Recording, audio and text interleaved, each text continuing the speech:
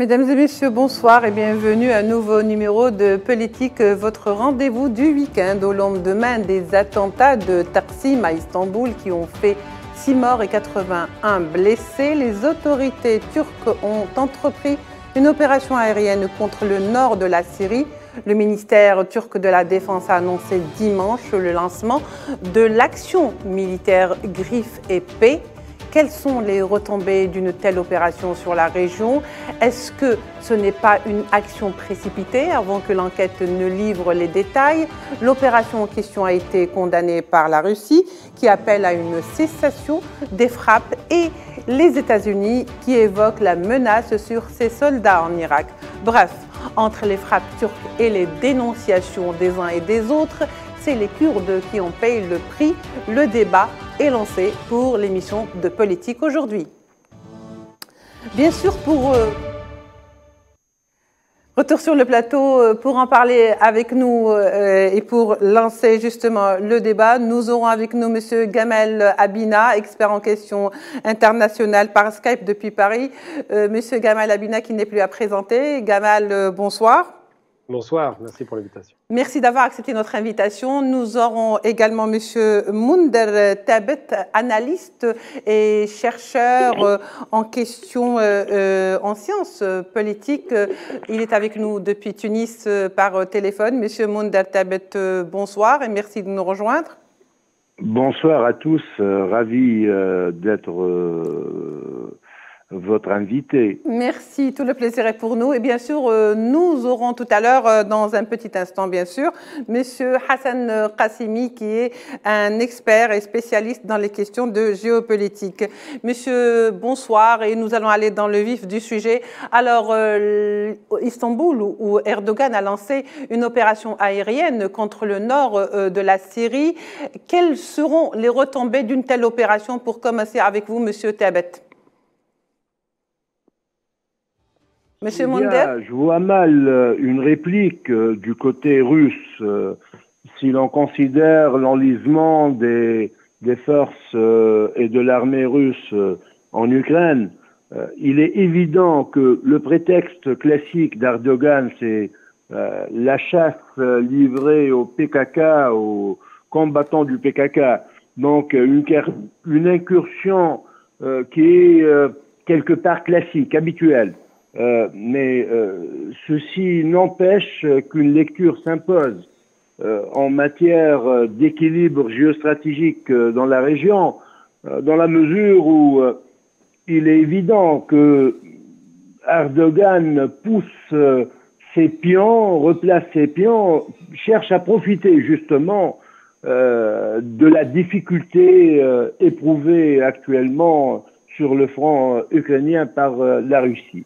Donc, il est clair que dans cette conjoncture, une certaine transition des forces incite, stimule justement la Turquie à pousser plus loin son influence et à protéger ses frontières, surtout qu'il y a un retour de l'activité, entre guillemets, l'activité du PKK, l'activité militaire du PKK considérée comme étant une activité terroriste après la dernière opération qui a été menée à Istanbul. Donc, il est évident que la Russie se trouve actuellement en difficulté militaire.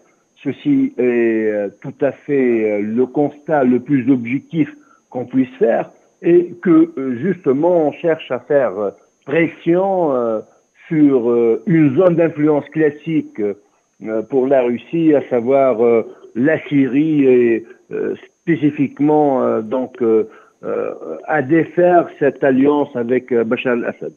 Oui, très bien. Monsieur Mounder Tabet, je continue avec vous parce que je sais que vous allez nous quitter dans un petit instant. Donc, autant profiter de votre présence. Est-ce que cette opération était nécessaire à la base? Est-ce qu'elle ne pouvait pas être évitée? Non, éviter dans la mesure où, si vous voulez, que la souveraineté de l'État syrien est bafouée, que cette souveraineté n'est plus prise en considération par le Conseil de sécurité, par la communauté internationale.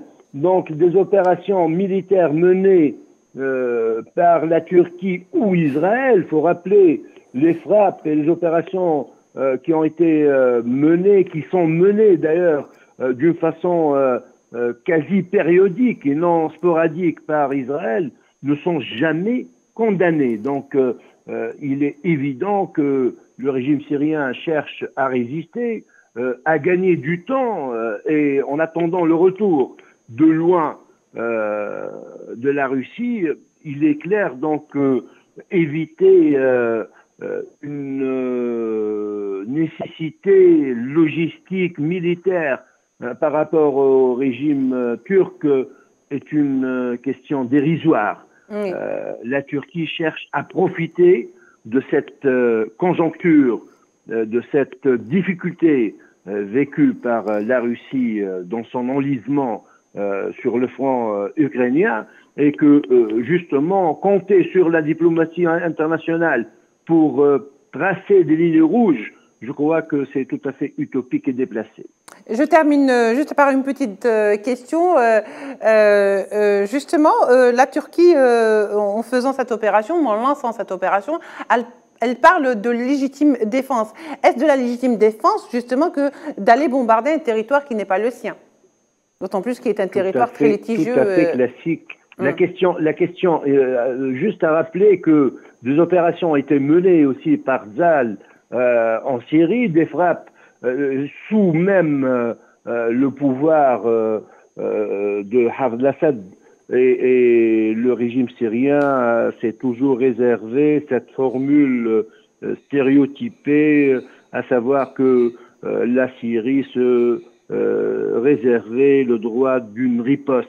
Et donc, ce n'est pas nouveau de voir des outrages au droit international, des dépassements pareils. Donc, la question se pose en termes de géopolitique assez complexe. Il ne faut pas oublier que la Russie est aussi tributaire de la Turquie en matière de transition énergétique. Il ne faut pas justement oublier l'importance de la Turquie en matière de commerce international par les détroits. Et justement, dans cette transition, la Russie reste tributaire justement par rapport à la Turquie. Peut-être il est question de 38% de transit de pétrole à travers la Turquie. Donc c'est une, si vous voulez, géopolitique à géométrie variable qui à la fois laisse entendre, laisse entrevoir une débâcle du côté russe, mais aussi des incursions limitées. Il y a tout de même un constat qu'il va falloir tirer au clair, que la Turquie est aussi dans une conscience réaliste.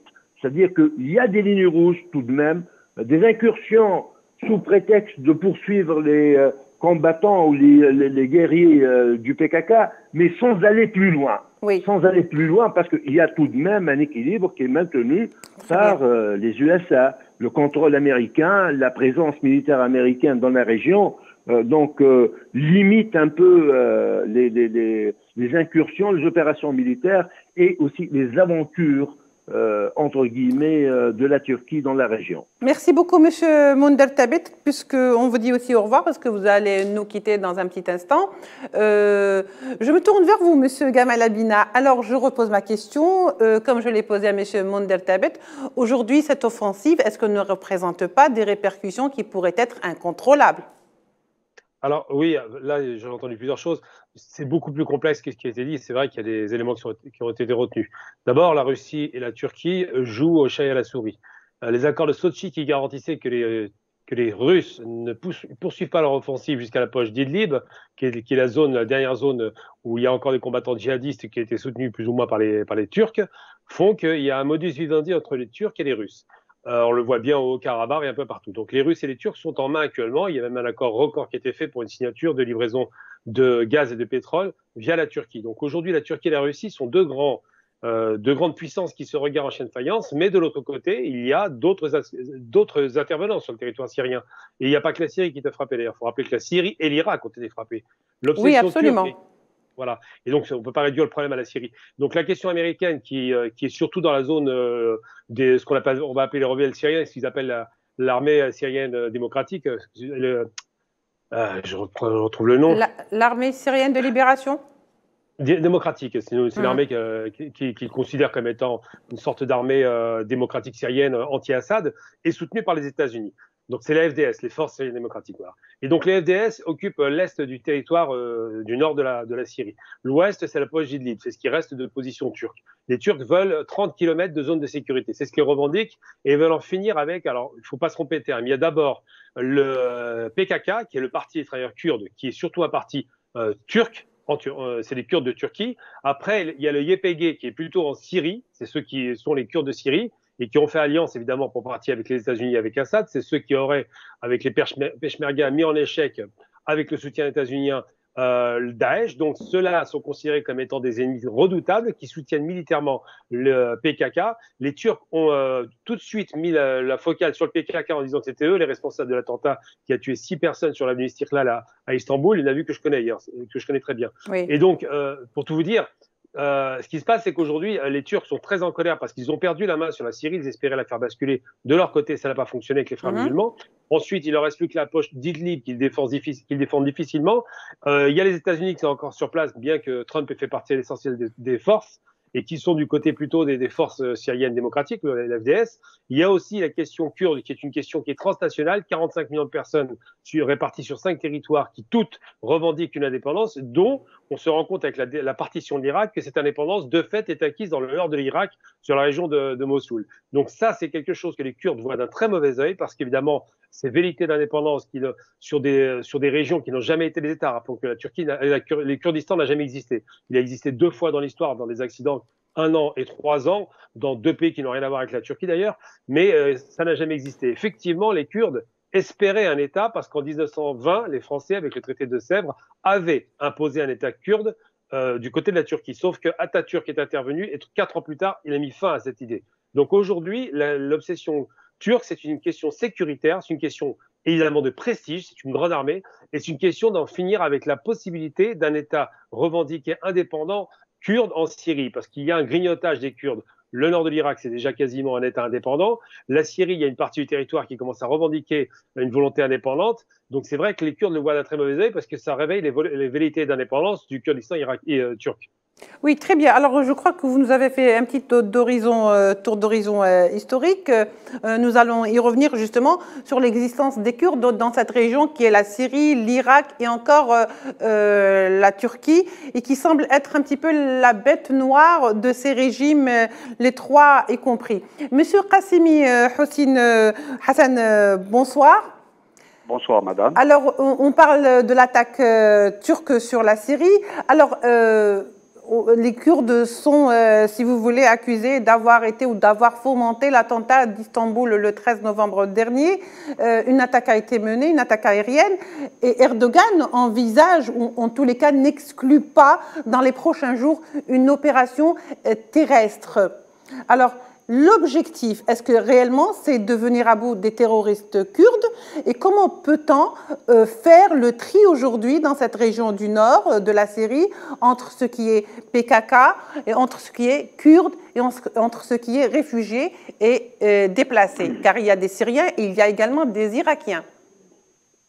Vous savez, je ne vais pas faire de la sociologie politique, mais je vais essayer de faire une analyse un peu macro-politique pour un peu vous expliquer que la problématique kurde est une problématique très complexe et qui remonte de manière lointaine dans l'histoire. Si on doit rappeler certains faits historiques importants, c'est que ce qui se passe actuellement, les divisions et les confrontations qui se déroulent et qui évoluent actuellement au Moyen-Orient sur le fait de partage injuste, inéquitable qui ont été faits par les empires coloniaux français et anglais dans le cadre du traité de Sykes-Picot. Bien sûr, on a voulu essayer de rattraper cette injustice en 1920 pour donner une nation aux Kurdes, mais cela n'a pas marché et le problème persiste et dure à nos jours. D'où Maintenant, les conséquences. la problématique du Kurdistan, qui bien sûr éparpillé une population à 90% sunnite, éparpillée sur plusieurs pays. L'Iran, vous avez à peu près 5 millions de Kurdes. Vous avez en Irak à peu près 3-4 millions, en Syrie 2 millions, et en Irak, la population la plus importante kurde se trouve en Turquie, à peu près 12 millions d'habitants. Alors maintenant, que se passe-t-il réellement sur le terrain? Alors, sur le terrain, il y a des ambitions d'ailleurs qui sont légitimes, au fond, kurdes, de vouloir disposer d'un État et d'avoir une existence politique comme tous les autres peuples de la région. Mais là, vous savez que quand on essaye de poser les problèmes de fond, je vous dirais qu'il est très très difficile d'ouvrir la boîte à Pandore de la redéfinition des limites territoriales et frontalières entre États. Là, ça ferait exploser tout le Moyen-Orient, ça ferait exploser toute l'Europe et ça ferait exploser aussi les États-Unis. Maintenant, vous savez qu'en Afrique, il y a eu un principe qui a été consacré par l'Organisation de l'Unité africaine, ensuite l'Union africaine, c'est l'intangibilité des frontières post-indépendantes, pour ne pas ouvrir un peu la porte infernale des conflits frontaliers qui sont là, qui sont latents et qui peuvent être à la source et qui sont actuellement à la source de plusieurs confrontations. Maintenant, je reviens aux problématiques kurdes au Moyen-Orient et particulièrement en Irak, en Syrie et en Turquie. Là, vous devez savoir que le cas je prendrai un exemple, c'est l'Irak. L'Irak, le Kurdistan irakien, depuis pratiquement un nombre d'années assez important, dispose d'une autonomie plus ou moins acceptée par toutes les parties. Il y a eu un référendum d'indépendance qui a été organisé en 2017, contesté et sur lequel il y a eu des oppositions turques, iraniennes et irakiennes. Et là, à la limite, il y a des enjeux pétroliers très importants dans le Kurdistan irakien. Et le Kirkuk, c'est la région la plus importante où on a des gisements très importants en pétrole. Et là, vous devez savoir qu'il y a une influence très, très, très importante de l'entité sioniste. Et vous devez savoir aussi que l'entité sioniste utilise le territoire du Kurdistan irakien comme une plateforme d'attaque de l'Iran. Et vous devez savoir aussi, à Erbil, il y a une base secrète de l'entité sioniste qui a été utilisée à plusieurs reprises pour attaquer l'Iran. C'est ce qui explique pourquoi dernièrement, la base secrète de l'entité sioniste implantée à Erbil a été attaquée par des drones iraniens. Pas aussi secrète que ça, quand même, Monsieur Hassan Qassimi. Comment? Pas aussi secrète que ça. Enfin, une fois que nous le savons, elle n'est plus secrète. C'est un secret de Polichinelle. Mais croyez-moi que c'était une base secrète que personne ne connaissait. Il y a aussi d'autres bases secrètes, que nous ne connaissons pas. entre guillemets. C'est une base en Azerbaïdjan qui est de l'entité sioniste. L'objectif est d'encercler l'Iran et de le déstabiliser. Je reviendrai à la Turquie. La Turquie n'accepterait jamais qu'il y ait un État turc à ses frontières, aussi bien au nord à ses frontières avec la Syrie ou au niveau de l'Irak. Donc la problématique, elle est encore pendante, elle est importante, d'autant plus que les Américains et l'entité sioniste ont des positions qui sont plus ou moins ambiguës. Ils soutiennent l'indépendance du Kurdistan, mais en même temps considèrent le PKK comme une organisation terroriste. Donc c'est un véritable écheveau qui, dans les trames, sont totalement imbriquées l'une à l'autre et qui rend une solution très difficile pour permettre un peu de rétablissement de la paix dans cette zone, d'autant plus que les Kurdes, malheureusement, sont de part et d'autre plus ou moins instrumentalisés par des entités étatiques, bien sûr pour des intérêts géostratégiques, ce qui rend encore plus complexe la problématique du Kurdistan au Moyen-Orient. Merci, M. Qassimi. Monsieur Gamal Abina, au fait, la question qui se poserait pour le lambda citoyen, c'est qu'aujourd'hui, il y a des frappes aériennes qui pourraient se transformer également en offensive terrestre. Est-ce que la Turquie n'a pas été très vite en besogne en faisant cette offensive, dans le sens où est-ce qu'elle ne cherchait pas un prétexte? D'ailleurs, ensuite, il y a donc la deuxième partie de cette question, c'est qu'aujourd'hui, il y a eu des dénonciations et des condamnations de la part des États-Unis, mais également de la Russie. Alors, on appelle la Turquie à cesser les hostilités ou à cesser les frappes. Comment expliquer la première et la deuxième réaction? Alors déjà, la première réaction, il ne faut jamais oublier une chose. D'abord, Erdogan va être en campagne l'année prochaine. En 2023, il remet sa carte en jeu. Ensuite et surtout, il y a eu quand même, il ne faut pas l'oublier, entre 2015 et 2016, plus de 500 Turcs qui ont été tués par les attentats. On oublie un petit peu facilement que la Turquie était durement frappée par le terrorisme et qu'aujourd'hui, la crainte d'Erdogan, c'est qu'il y a un retour du terrorisme. Il doit légitimer le fait qu'il faille faire repartir les populations. Il y a plus de 2,5 millions de Syriens sur son territoire hébergés par l'État turc pour des raisons simplement humanitaires. Il doit justifier cela auprès de sa population qui le voit d'un très mauvais œil parce qu'il ne supporte plus la présence des Syriens sur le territoire, ça coûte cher. La Turquie a une monnaie qui a décroché, qui ne va pas très bien, l'économie a du mal à décoller aussi. Elle a été mise sous pseudo-sanctions américaines. Oui, à mal par les États-Unis. Tout ce on va dire que l'attaque de la monnaie, de la lire turque, la crise ukrainienne s'est fait ressentir lourdement sur la Turquie. Il y a eu ça, le Covid, il y a une multiplication de crises comme ça qui frappe la Turquie, la monnaie qui a décroché, comme je disais, et puis surtout les Turcs sont inquiets parce qu'effectivement, si au sud de la frontière, ils ont fait le coup à l'Irak. Moi, j'ai entendu tout à l'heure qu'il serait légitime que les Kurdes aient un État. Non, il n'est pas légitime que les Kurdes aient un État, parce qu'il n'y en a jamais eu, mais parce que l'idée de l'État-nation est une idée jacobine. Donc, ils ont déjà fracturé tout le Moyen-Orient avec des micro-États parfaitement incapables de se défendre, et ils voudraient créer dans les États qui existent à nouveau des fractions. J'en veux pour preuve, par exemple, le fait qu'ils soient toujours instrumentalisés. Les Kurdes sont les dindons de la farce de tous les régimes. Quand il y a eu la guerre Iran-Irak, par exemple, les Kurdes d'Irak étaient soutenus par les Iraniens qui voyaient les Kurdes d'Iran soutenus par les Irakiens. Bilan des courses, à l'Abja, en 88, plus de 5000 Kurdes gazés par Saddam Hussein, qui, d'ailleurs, ironie du sort, Saddam Hussein est d'origine kurde. Les gens ne le savent pas assez, il faut le répéter, parce qu'on a tendance à l'oublier. Il est né dans le village de Salah ad-Din Ayyubid, Takrit. Donc, c'est vous dire que absolument. Et donc, ce sont des Kurdes. Saddam Hussein se réclamait de Salah ad-Din, qui était le plus grand des Kurdes de l'histoire du monde musulman. Il ne faut jamais l'oublier, et qui a défendu la cause musulmane et arabe.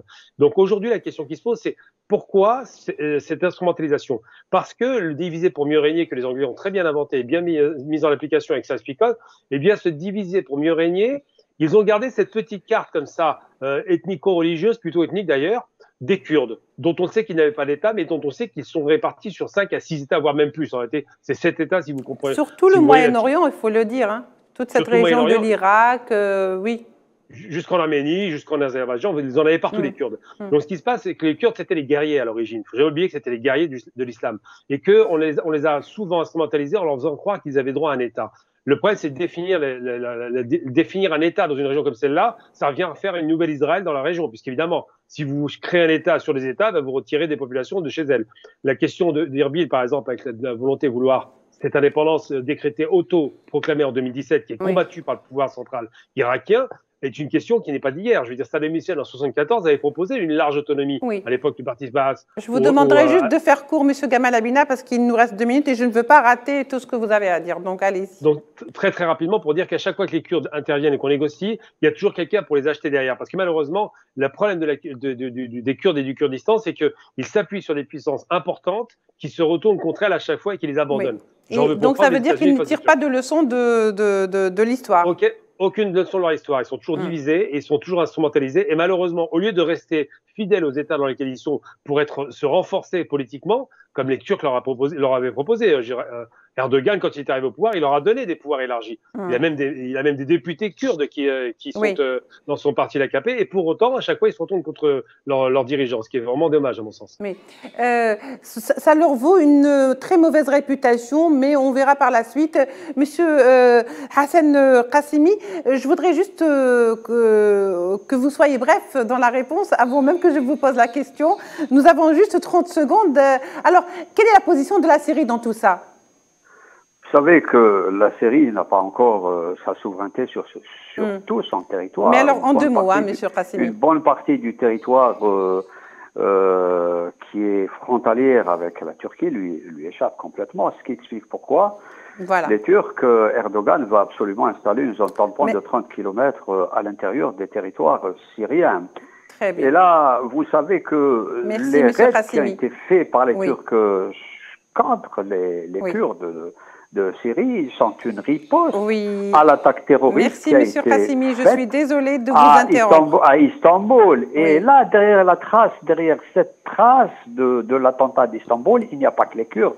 Il y a aussi l'entité sioniste dont il y a des traces très importantes très bien. qui impliquent sa responsabilité. Merci beaucoup, Monsieur Qassimi. Je n'aurais pas voulu vous interrompre, mais le temps nous prend toujours comme ça. Et donc, merci, Monsieur Qassimi. Je rappelle que vous êtes spécialiste en géopolitique. Merci, Monsieur Gamal Abina, d'avoir été avec nous. Vous êtes expert en questions internationales. Mesdames et messieurs, merci de nous avoir prêté attention. Rendez-vous demain.